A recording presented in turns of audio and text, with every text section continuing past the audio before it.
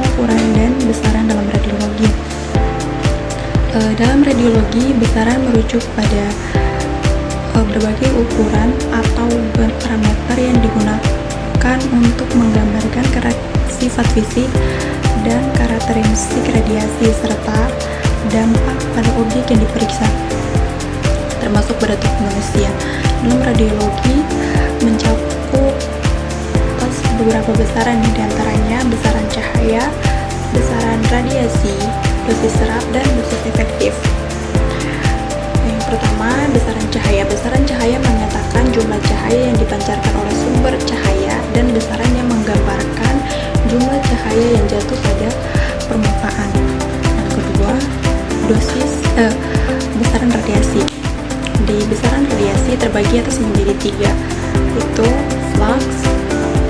Flux radiasi adalah jumlah radiasi yang melalui satu satuan luas persatuan. Yang kedua, intensitas. Intensitas adalah perkalian antara kuantitas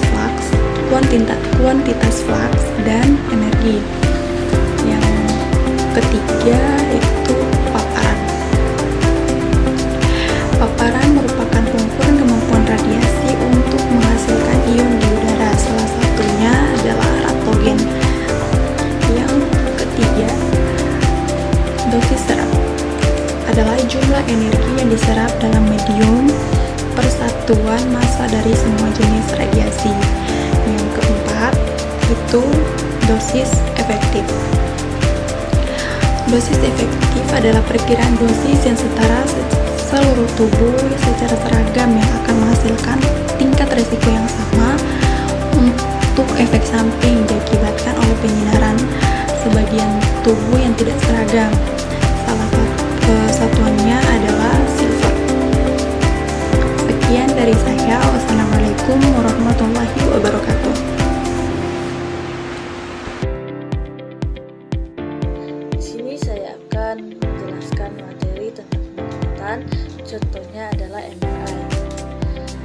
Apa yang dimaksud dengan MRI? Pencitraan resonansi magnetik atau MRI adalah teknologi pencitraan non-invasif yang menghasilkan gambar anatomi 3 dimensi yang terperinci. MRI sering digunakan untuk mendeteksi penyakit, diagnosis, dan pemantauan pengobatan.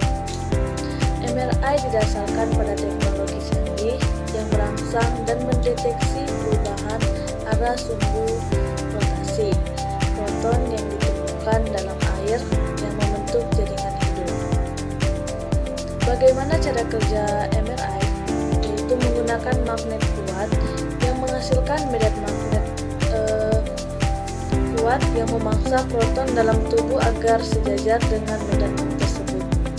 Ketika arus frekuensi radio kemudian dialiri melalui pasien, proton terstimulasi dan berputar keluar dari keseimbangan, melawan tarikan medan magnet. Ketika medan frekuensi radio dimatikan, sensor MRI mampu mendeteksi energi yang dilepaskan saat proton kembali sejajar dengan medan magnet. Waktu yang dibutuhkan proton untuk kembali sejajar dengan medan magnet serta jumlah energi yang dilepaskan berubah tergantung pada lingkungan dan sifat kimia molekul.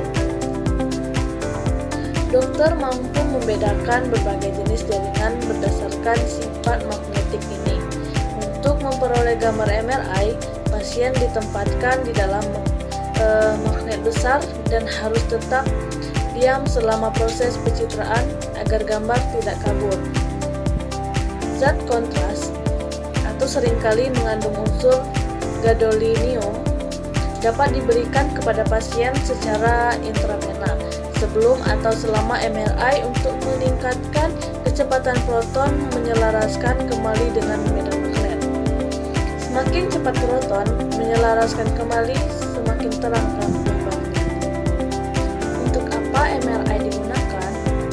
Pemindai MRI sangat cocok untuk mengambil gambar bagian tubuh yang bukan tulang atau jaringan lunak. Pemindai ini berbeda dari komputer atau tomografi atau karena pemindai ini tidak menggunakan radiasi pinyon yang merusak dari sinar X, otak, sumsum tulang belakang, dan saraf, serta otot, ligamen, dan tendon terlihat jauh lebih jelas dengan MRI dibandingkan dengan sinar X dan CT biasa.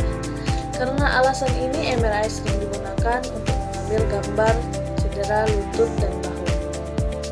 Apakah ada risiko? Meskipun MRI tidak memancarkan radiasi pinyon yang ditemukan dalam pencitraan sinar X dan CT, MRI menggunakan medan magnet yang kuat. Medan magnet meluas hingga keluar mesin dan memberikan gaya yang sangat kuat pada benda-benda dari besi. Beberapa baja dan benda-benda lain yang dapat dimagnetisasi medan magnet tersebut cukup kuat untuk melemparkan kursi roda ke seberang ruangan. Pasien harus memberitahu dokter mereka tentang segala bentuk tindakan medis atau implan sebelum menjalani pemindaian MRI. Pemeriksaan MRI umumnya aman, tetapi ada beberapa risiko yang perlu diperhatikan. Di antaranya yaitu 1. Logam dalam tubuh medan magnet yang kuat dalam mesin MRI dapat menarik logam yang ada di dalam tubuh, sehingga membahayakan keselamatan. Benda logam juga dapat merusak gambar MRI. 2. Alat pacu jantung. MRI dapat mengganggu fungsi alat pacu jantung. 3. Yaitu zat kontras. MRI dapat menggunakan zat kontras berbahan dasar gadolinium yang dapat menimbulkan reaksi alergi, terutama bagi pasien yang alergi atau sensitif terhadap iodium, carang, atau obat-obatan.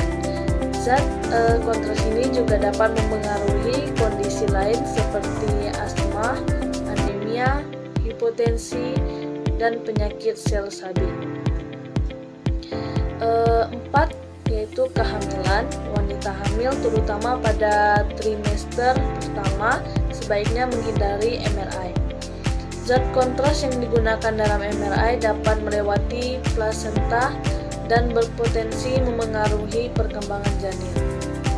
5. Yaitu klaustrofobia. Mesin MRI mempunyai tertutup dan sempit sehingga tidak nyaman bagi pengidap klaustrofobia. 6. Yaitu kebisingan. Mesin MRI tertentu dapat menimbulkan suara bising sehingga mencapai 120 desibel. 7. Yaitu stimulasi saraf. Proses di dalam mesin MRI dapat menimbulkan sensasi berkedut. Yang ke-8 yaitu asfiksia. Selama penghentian medan magnet, helium cair dalam magnet dapat berubah menjadi gas dan menggantikan oksigen di dalam ruangan. Sebelum menjalani pemeriksaan MRI, Anda sebaiknya mendiskusikan segala kekhawatiran dengan dokter Anda. Baiklah, dari materi di atas dapat disimpulkan bahwa pencitraan resonansi magnetik atau MRI adalah teknik pencitraan non-invasif yang menghasilkan gambar anatomi 3 dimensi dengan detail tinggi, berguna untuk diagnosis dan pemantauan pengobatan. MRI bekerja dengan menggunakan medan magnet kuat yang mempengaruhi proton dalam tubuh, yang kemudian memancarkan energi saat kembali ke posisi awal setelah dirangsang oleh gelombang frekuensi radio. Gambar yang dihasilkan membantu dokter membedakan jenis jaringan berdasarkan respon magnetiknya. MRI digunakan untuk memvisualisasikan jaringan lunak seperti otak, sumsum tulang belakang, dan ligamen yang sulit dilihat dengan sinar X atau CT scan. MRI tidak menggunakan radiasi pinyon sehingga dianggap lebih aman dibandingkan dengan CT.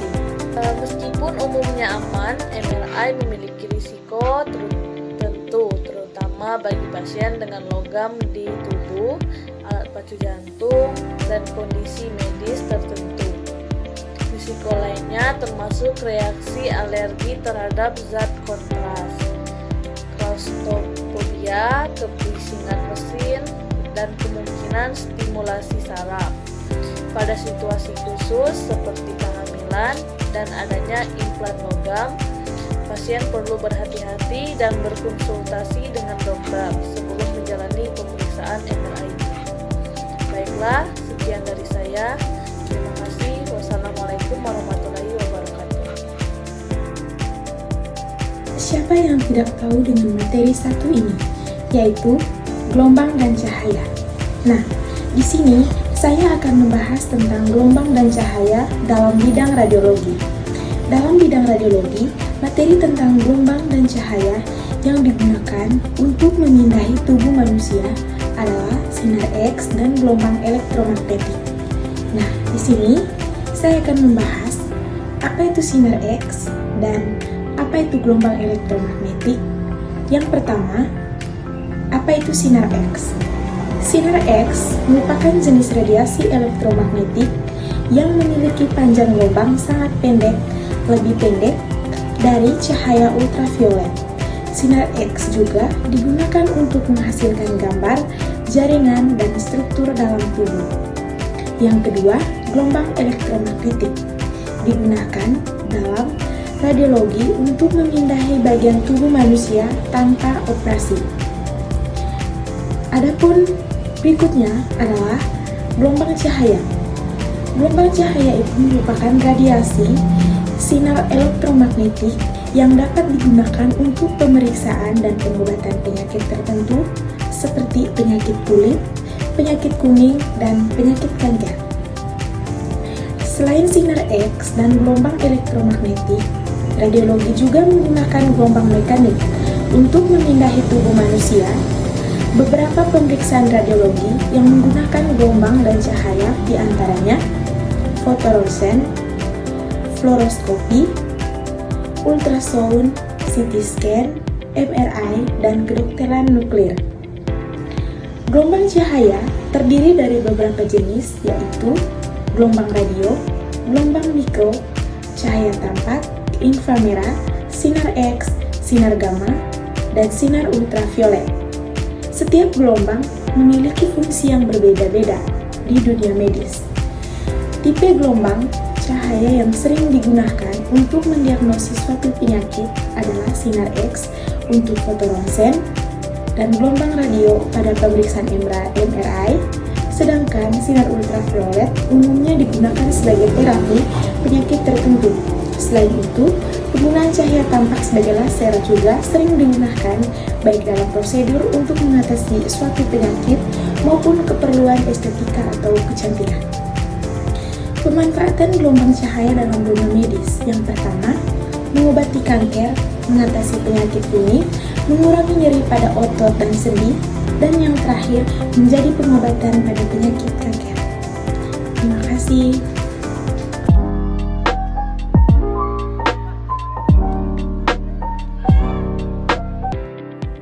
Saya Artika Maliana Putri dengan NIM 2410505083. Di sini saya akan menjelaskan tentang kelistrikan dalam bidang radiologi. Kelistrikan dalam bidang radiologi adalah elemen esensial yang memungkinkan perangkat radiologi bekerja dengan optimal dan aman. Karena alat radiologi menggunakan tenaga listrik untuk menghasilkan gambar medis dengan resolusi tinggi, memahami cara kerja dan komponen listrik ini sangat penting. Berikut penjelasan mengenai objek kelistrikan dalam bidang radiologi. Yang pertama, pasokan daya listrik. Kebutuhan daya tinggi. Perangkat radiologi seperti CT scan, MRI, dan mesin X-ray memerlukan daya listrik yang tinggi untuk berfungsi. Mesin MRI misalnya membutuhkan daya hingga beberapa ratus kilowatt, terutama saat dalam mode aktif atau pemanasan magnet. Sumber daya cadangan. Banyak rumah sakit memiliki generator atau sumber daya cadangan untuk menghindari resiko kehilangan daya selama prosedur. Ini penting untuk memastikan peralatan tetap beroperasi selama prosedur diagnosis atau intervensi kritis. Yang kedua, ada transformator dan konverter tegangan. Transformator tegangan tinggi. Mesin X-ray misalnya memerlukan transformator khusus yang dapat meningkatkan tegangan dari sekitar 220 sampai 240 volt tegangan standar menjadi puluhan hingga ratusan kilovolt. Tegangan tinggi ini diperlukan untuk mempercepat elektron dalam tabung X-ray agar menghasilkan sinar X. Penyearah.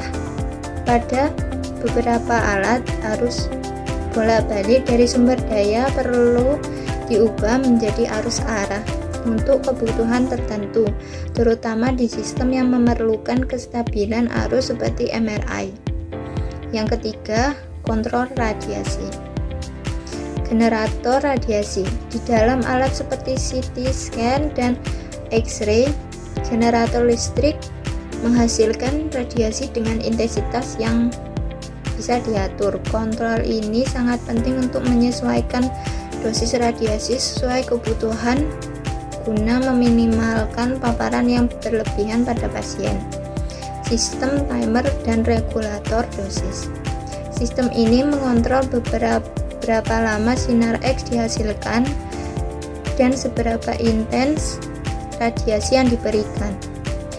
Semakin lama exposure dan semakin tinggi intensitasnya, semakin besar dosis radiasi yang diterima pasien.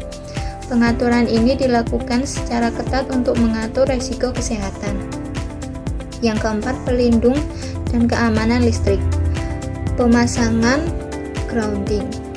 Peralatan radiologi dihubungkan dengan grounding atau pembumian untuk mengurangi risiko sengatan listrik dan menjaga stabilitas listrik. Grounding ini juga membantu mencegah kerusakan pada komponen perangkat akibat lonjakan tegangan. Sistem isolasi. Karena alat radiologi memerlukan radiasi, banyak ruang radiologi dilapisi dengan bahan pelindung seperti timbal dan juga meminimalisir risiko kebocoran listrik dan radiasi. Yang kelima, stabilitas listrik dan filter. Stabilisator tegangan. Mesin radiologi sangat sensitif terhadap perubahan atau fluktuasi tegangan. Oleh karena itu, rumah sakit sering menggunakan stabilisator tegangan dengan menjaga listrik tetap konstan. Stabilisator ini mencegah gangguan dan ketidakstabilan gambar dan menjaga agar mesin bekerja secara konsisten. Filter daya. Beberapa perangkat juga dilengkapi filter daya untuk menghilangkan gangguan atau noise listrik yang bisa mengganggu hasil imaging. Yang keenam, panel kontrol dan sistem pemantuan. Panel kontrol. Panel ini memungkinkan teknisi radiologi mengontrol parameter seperti tegangan, arus, radius, durasi, exposure, dan sudut paparan. Panel juga memungkinkan operator untuk memilih mode operasi yang sesuai untuk setiap prosedur. Sistem pemantauan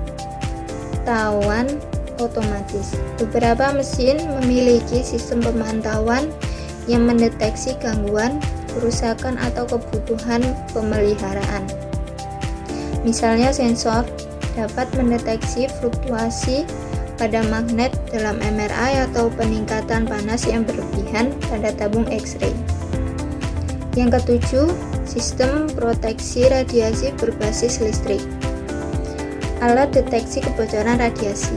Ada sensor atau detektor radiasi yang dapat memperingatkan jika radiasi mencapai tingkat yang tidak aman. Alat ini biasanya ditempatkan di ruang atau terintegrasi dengan mesin itu sendiri. Alarm dan indikator keselamatan. Pada mesin radiologi terdapat indikator lampu atau alarm yang akan menyala ketika mesin aktif atau ketika tingkat radiasi mencapai ambang batas tertentu. Ini membantu dalam memastikan keselamatan tenaga medis di sekitar. 8. Penghematan energi dan efisiensi listrik. Mode siaga atau sleep mode. Beberapa alat radiologi modern dilengkapi dengan mode hemat daya yang mengurangi konsumsi listrik ketika mesin tidak digunakan. Ini sangat berguna untuk menghemat energi di fasilitas kesehatan yang beroperasi 24/7. Efisiensi energi pada MRI.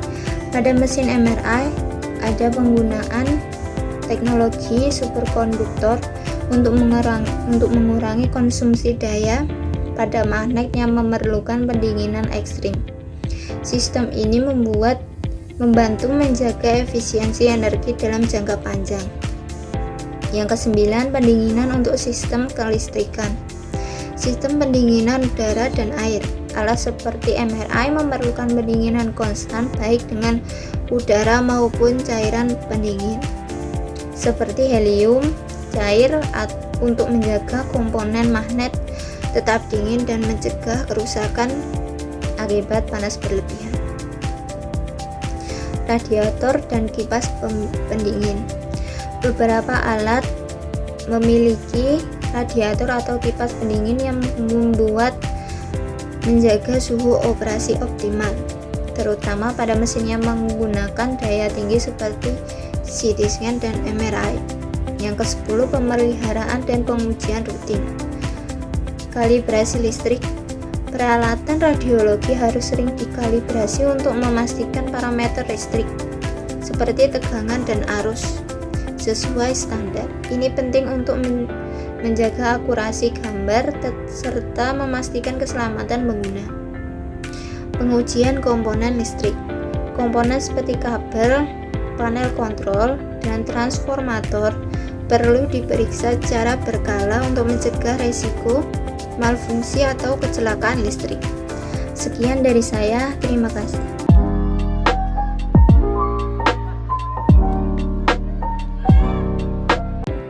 Assalamualaikum warahmatullahi wabarakatuh.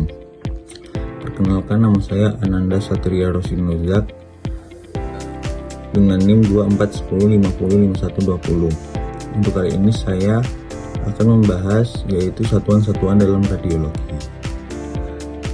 Satuan-satuan dalam radiologi itu ada 5. Yang pertama yaitu Röntgen atau R. Röntgen ialah satuan pemaparan radiasi yang memberikan muatan 2,58 x 10⁻⁴ kolom per kilogram udara. Röntgen merupakan satuan nilai penyinaran sinar X atau sinar Y, tapi tidak digunakan untuk sinar A, B, atau neutron. Alat pengukur radiasi biasanya dikalibrasi dalam Röntgen atau R atau MR atau miliröntgen. 1 R sama dengan 1000 mR untuk sinar X dan sinar Y dengan energi sampai 3 MeV yang melalui air atau jaringan lunak. Sesuai penyinaran sebesar 1 R ekivalen dengan dosis serap sebesar 0,93 sampai dengan 0,98 watt. Untuk yang kedua yaitu Gray atau GY. 1 GY sama dengan 100 watt. Gray merupakan satuan internasional untuk menyatakan satuan dosisionisasi. 1 GY sama dengan 1 joule energi yang diserap 1 kg bahan dari radiasi region. Satuan ini menggantikan satuan lama yaitu Rad. Yang ketiga Becquerel atau BG. Satuan yang dipakai pada aktivitas radioaktif untuk mengukur laju peluruhan senyawa radioaktif. Yang Untuk yang keempat, curi. 1 curi sama dengan 3,7 X 1010 disintegrasi atom per detik. Jadi 1 CI sama dengan 3,7 X 1010 bagi nama curi diambil dari nama Marie Curie. Penuh sifat radioaktif dalam unsur radium. Yang terakhir yaitu rem. Dose ekuivalen atau dulu disebut rem adalah jumlah tiap radiasi ionisasi yang menyebabkan pengaruh biologis yang sama dengan satu urat sinar X atau sinar Y. Cukup sekian dari pembahasan saya kali ini. Apabila ada kesalahan mohon dimaafkan. Ya, syukran. Wassalamualaikum warahmatullahi wabarakatuh.